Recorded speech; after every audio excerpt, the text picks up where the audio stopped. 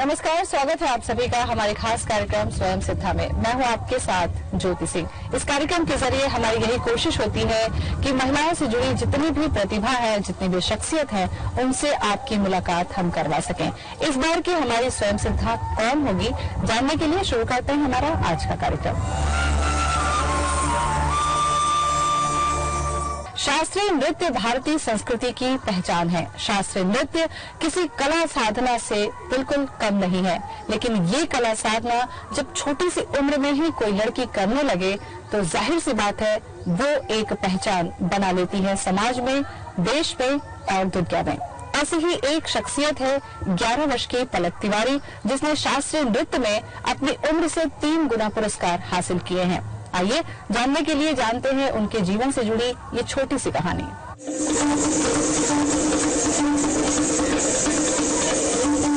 तबले की थाप पर थिरकते ये पैर,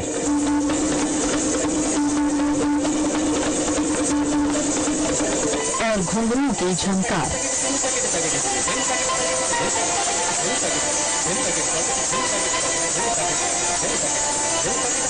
सुंदर बोलों पर ये भाव भंगिमाएं, सीता समारोपित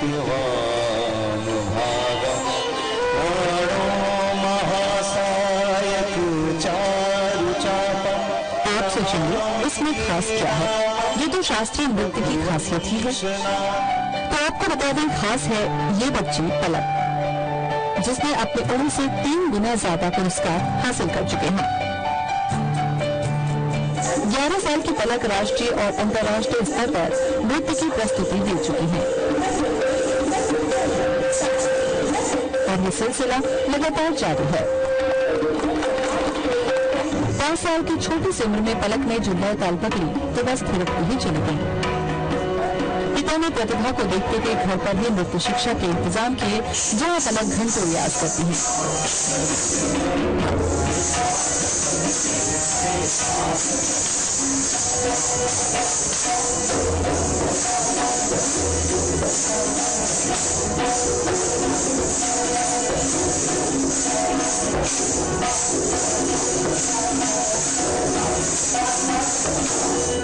बचपन से ही इसका रुझान डांस के प्रति था। पहला डांस इसने लगभग 4-4.5 साल की उम्र में किया है। हमें लगा कि इसमें कुछ विशेषता है डांस के लिए, तो इसको आगे बढ़ाया जाए। आईने के सामने खुद को संवारना और भावों पर नजर रखना इशारा कर रहा था कि नन्ही पलक किसी कला के क्षेत्र में ही आगे बढ़ेगी, जिसे पहचाना मानी और सही वक्त पर सही दिशा दिखाती।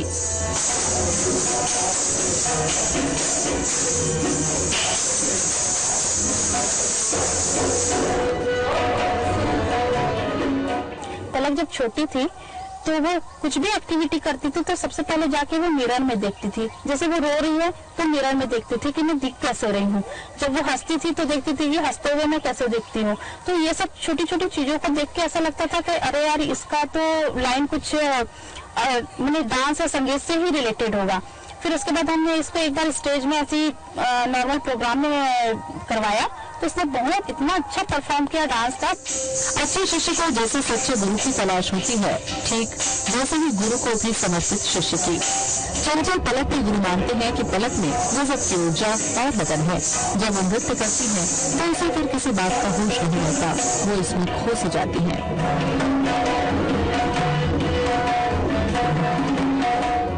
इसका जो रुझान है कथक नृत्य के प्रति, वह बड़ा ही रुचिपूर्ण है। वह इसमें रुचि ले लेके करती है। जिस चीजों को बताया जाए तो वो ग्राह्य क्षमता जो है इस देवी पलक में बहुत सुंदर ढंग का है। और प्रतिभा जो नृत्य सीखने का है, इसमें जन्मजात है। वैसे तो पलक नृत्य की सभी विधाओं में पारंगत है, पर शास्त्रीय नृत्य कथक में उनकी खास रुचि है। राघव घराने के कथक को सीखकर पलक विद्यालाल की भांति रिकॉर्ड बनाना चाहती है। नृत्य कला चक्कर उसे बेहद पसंद है, जिसमें वो और भी पारंगत होना चाहती है।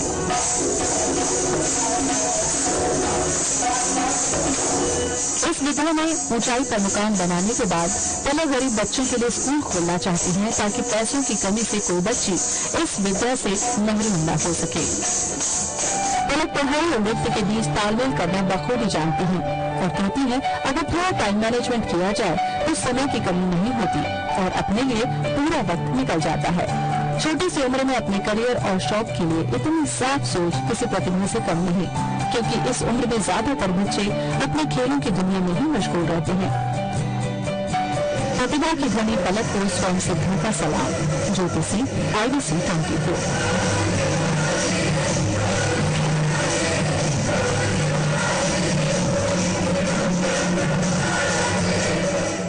तो चलिए अब आपकी मुलाकात हम करवाते हैं 11 वर्ष की पलक तिवारी से, जिन्होंने अपनी उम्र से 3 गुना ज्यादा सर्टिफिकेट और सम्मान हासिल कर लिया है। पलक, कार्यक्रम में आपका बहुत बहुत स्वागत है। Thank you.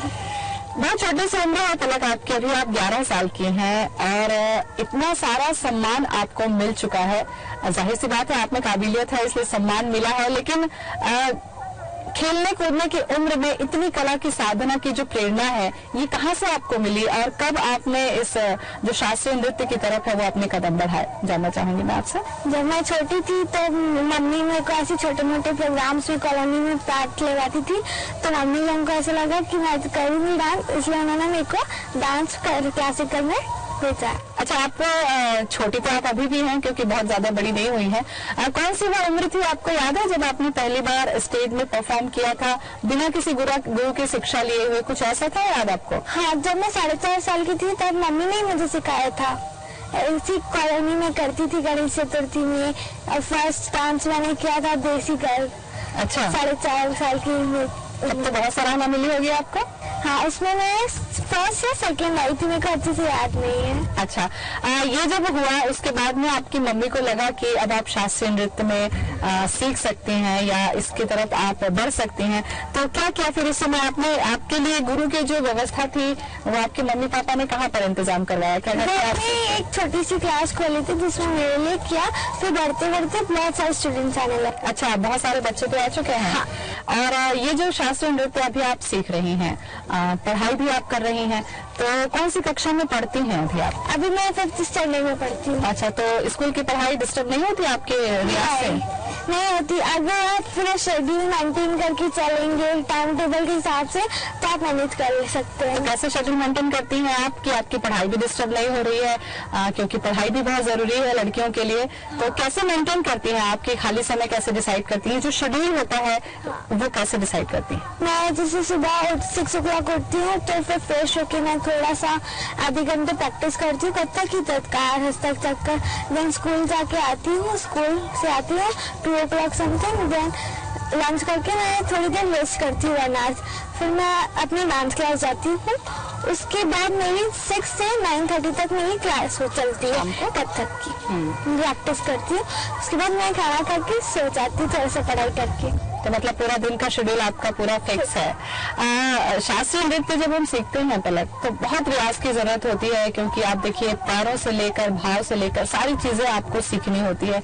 इतनी छोटी सी उम्र में आपको लगता है कि लड़कियां उन जो गहरे भाव हैं उनको समझ जाती हैं? हाँ, समझ जाते हैं, करते करते सब समझ आने लगता है। अच्छा, ये जो सीख रही हैं आप अभी, चूंकि आपकी पढ़ाई भी है 5th स्टैंडर्ड में है आप, और जहाँ तक प्राइवेट आप सीख रही हैं, तो ये कहाँ से सीख रही हैं और ये जो कोर्स होगा आगे चलकर कैसे उसमें सर्टिफिकेट और आगे की क्लास की पढ़ाई डांस की आप करेंगे?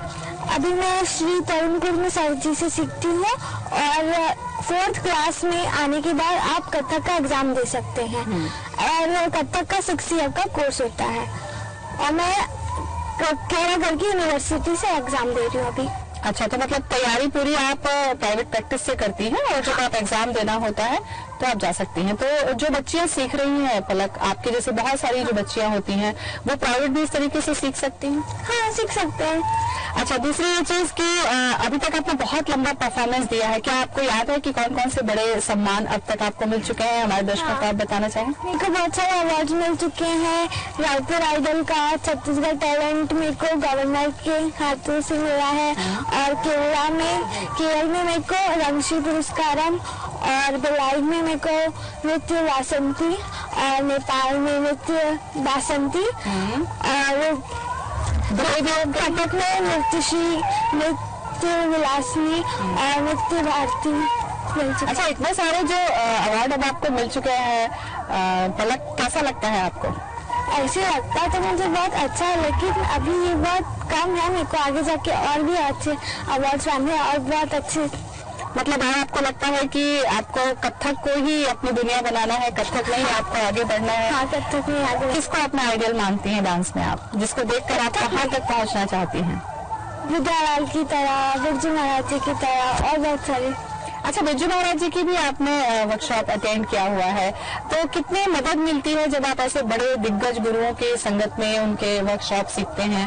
तो वहाँ पर जाकर आपको क्या महसूस हुआ, क्या कुछ सीखा आपने?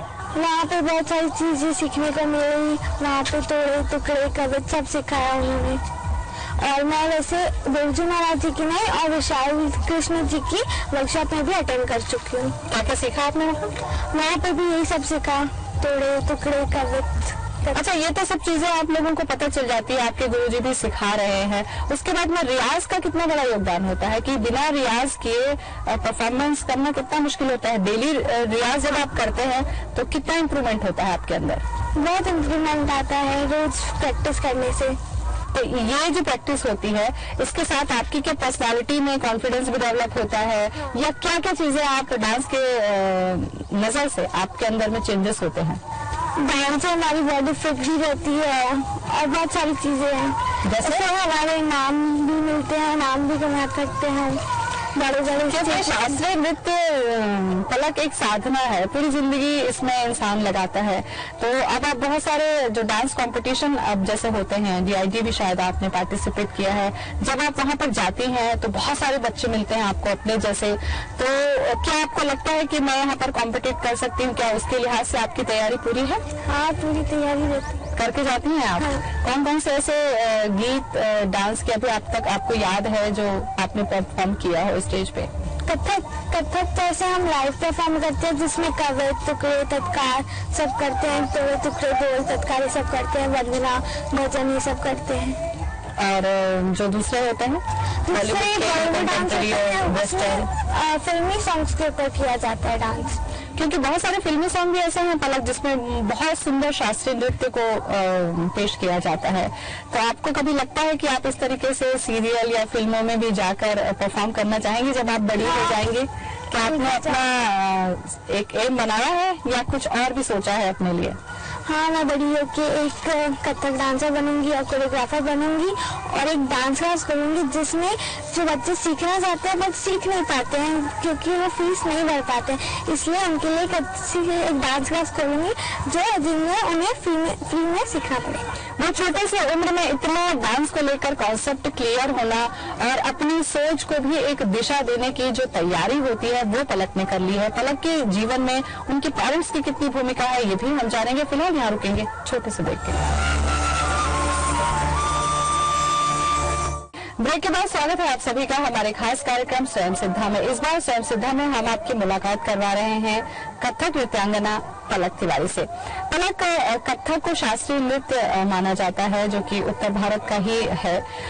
कथक की जो खूबियां हैं जो आप सीख रही हैं वो किस तरीके की है और इसमें क्या बात आपको बहुत अच्छी लगती है? कथक नृत्य एक उत्तर भारत की नृत्य शैली है और मैं जो शैली करती हूँ रायगढ़ और लखनऊ घराने की है। और लखनऊ घराने की विशेषता है उसकी नजाकत से उसे जाना जाता है। और रायगढ़ घराने की जो विशेषता है उनके राजा चक्रधर महाराज जी जो थे उन्होंने एक प्रकृति के रिलेटेड ही रचना बनाई थी जो पक्षियों की चहकने की, बादलों की गरजने की, बिजलियों के चमकने के ऊपर थी और उन्हें उसे पक्षी पवन के नाम से जाना जाता है। और मैं आपको बोल के सुनाती हूँ। बिल्कुल बिल्कुल। और मैं चाहूंगी कि वही पूरे भाव भंगिमा के साथ आप बोले और अच्छा लगेगा। ठीक है। ऐसे खड़ खड़ गड़ गड़ बात जल कर से तड़ तड़ ततलर बिजली धमार छम छम छम छम नेहा वर्षा दादुर पपीहा पर टैकुकु तिगुंदा तिगुंदा टैकुकु तिगुंदा तिगुंदा टैकुकु तिगुंदा तिगुंदा। और कुछ याद है ऐसा ही कुछ जो बहुत सुंदर लगता है, क्योंकि ये बादल का गरजना, बिजली का चमकना जैसा आप बता रही हैं, और इसके अलावा भी कथक में आप लोग जो करते हैं लाइव परफॉर्मेंस में, उसमें गुरु से रिलेटेड भी कुछ चीजें होती हैं, कुछ याद है आपको जो आप सुनाना चाहेंगे? भी होती है कथक नृत्य में, गुरु वंदना के बोल के बताऊँ ना, गुरु वंदना एक वंदना है, गुरु के ऊपर है। गुरुर्ब्रह्मा गुरुर्विष्णु गुरुर्देव महेश्वरा गुरुर् साक्षात् परब्रह्म तस्मै श्री गुरुवे नमः। बिल्कुल, जैसा कि आपने बताया कि आपके आदर्श जो है जिनको आप पसंद करती हैं, उनकी कौन सी खूबी है? पहले भी मैंने आपसे पूछा था कि उनकी कौन सी खूबी है जो आप भी करना चाहेंगे और आपको लगता है कि मैं भी अपने गुरु के जैसे ही वो करूं? मेरे को विद्यालाल जी के जैसे बनना है। उनकी तत्कार, उनके चक्कर बहुत अच्छे लगते हैं मेरे को। उन्होंने गिनीज वर्ल्ड रिकॉर्ड में 1 मिनट में 103 राउंड्स का चक्कर लगाया है, तो मेरे को वैसे ही उनके जैसे सीखना है, करना है। ये जो चक्कर लगाने वाला होता है उसमें बैलेंस कैसे रखा जाता है? क्योंकि हम देखते हैं कि जब हम ज्यादा चक्कर लगाते हैं तो हमारा सिर घूमने लगता है, चक्कर आने लगता है, तो क्या ये सारी चीजें रियाज से आ जाती हैं कि लगातार आप घूमते रहते हैं और कोई तकलीफ नहीं होती? उसका रियाज की प्रैक्टिस करना पड़ता है हमें, उस चक्कर की प्रैक्टिस, और उसकी टेक्निक्स भी होती है। तो क्या कुछ टेक्निक रहती है? क्योंकि जिस समय चक्कर लेते हैं उस समय रिदम भी आपके साथ, तबला भी बज रहा होता है, शायद कुछ गाना भी चल रहा होता है, तो कैसे रहता है ये? अब टेक्निक रहती है कि आप एक जगह में देखे रहे तो ताकि आपको चक्कर ना आए। एक जगह को ही देखते देखते आपको चक्कर लेना पड़ता है। टेक्निक बताइएगा मुझे समझा के। हाँ, जैसे एक पॉइंट में देखना है, जैसे मैं पेड़ को देख रही तो मुझे पेड़ को ही देखते रहना है, लाइक ऐसे ऐसे। अच्छा, तो मतलब एक जगह आपने निश्चित कर ली है और जब आप मूव करती हैं तो वहां पर उसको देखना है। तो इसके साथ साथ में जो लय ताल आप लोगों का रहता है, बॉडी का जो वो प्रैक्टिस करने से आता है। प्रैक्टिस करने से आता है। यही प्रैक्टिस के बारे में भी मैं आपसे पहले सवाल की थी कि रियाज जब हम करते हैं तो रियाज में क्या चीजें आपको लगती हैं कि बहुत अच्छी होती है? रियाज करने से क्या कुछ बदलाव आता है एक जो शास्त्रीय नृत्य करते हैं? हमें रोज प्रैक्टिस करनी चाहिए, तो उससे हमारी एक बॉडी फिट भी रहती है। और अगर हम रियाज करना छोड़ देते हैं तो हमारा जो रोज का कंटिन्यू जो हम करते हैं वो ब्रेक हो जाता है, और रोज प्रैक्टिस करने से आपकी न्यू चीज भी जल्दी बनती है।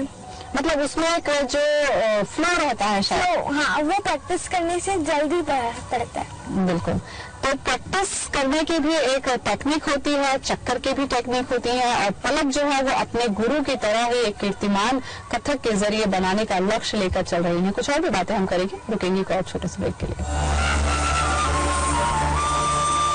ब्रेक के बाद स्वागत है आप सभी का हमारे खास कार्यक्रम स्वयं सिद्धा में। पलक, बहुत ज्यादा आप गई भी हैं, नेपाल गई हैं, पुणे गई हैं, और कहाँ कहाँ जाना हुआ आपका कथक नृत्य की प्रस्तुति को लेकर?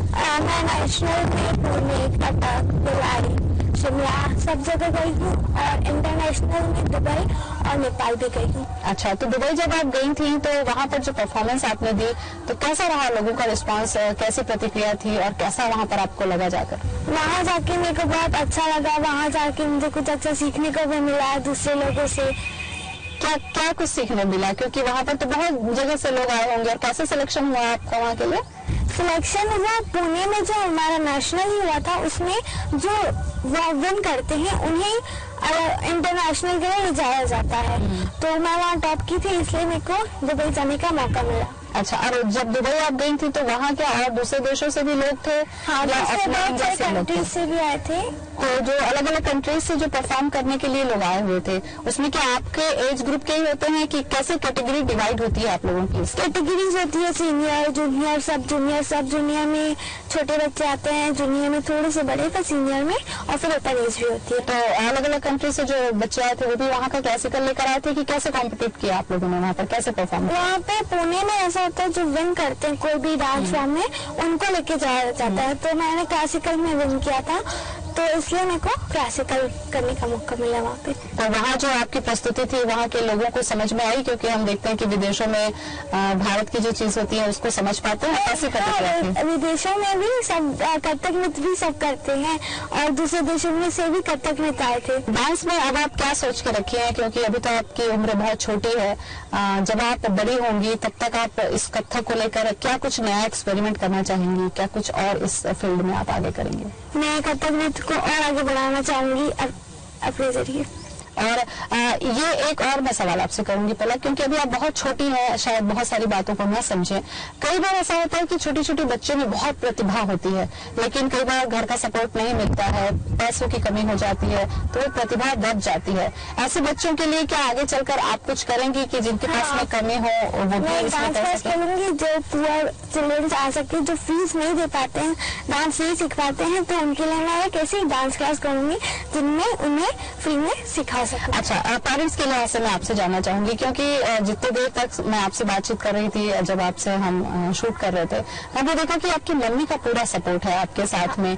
जिन बच्चों को मम्मी पापा का सपोर्ट नहीं मिलता है और जिन बच्चों को सपोर्ट मिलता है, दोनों के बीच में क्या अंतर आप देखती हैं कि बेटी को माता पिता का सपोर्ट आगे बढ़ाने के लिए कितना जरूरी समझती हैं आप? हाँ, बहुत जरूरी होता है सपोर्ट होना, पूरे फैमिलीज का, गुरु लोगों का, पेरेंट्स का जरूर सपोर्ट होना चाहिए, तभी आप आगे बढ़ पाएंगे। तो आपको देखा सीखी अब आपके क्लास में या अपने आसपास के जो लोग हैं, जो बच्चियां हैं, वो भी डांस की तरफ अट्रैक्ट हैं, ऐसा कुछ याद है आपको?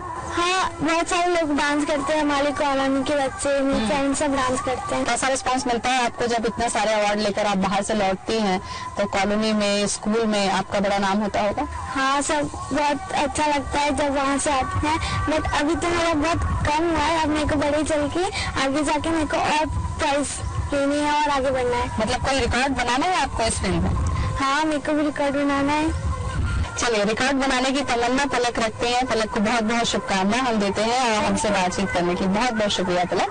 Thank you. तो कहा जाता है कि पूत के पाँव पालने में ही दिखाई दे जाते हैं, बस कोशिश होती है कि आप उसको पहचान लें सही समय पर, अपने बच्चियों की प्रतिभा को पहचान लें और सही दिशा में उसे आप मोड़ दें, तो आपकी बच्ची उस अपने पसंदीदा क्षेत्र में मिसाल कायम कर सकती है। फिर मिलेंगे कैसे ही शख्सियत के साथ, तब तक के लिए मुझे दें इजाजत। नमस्कार।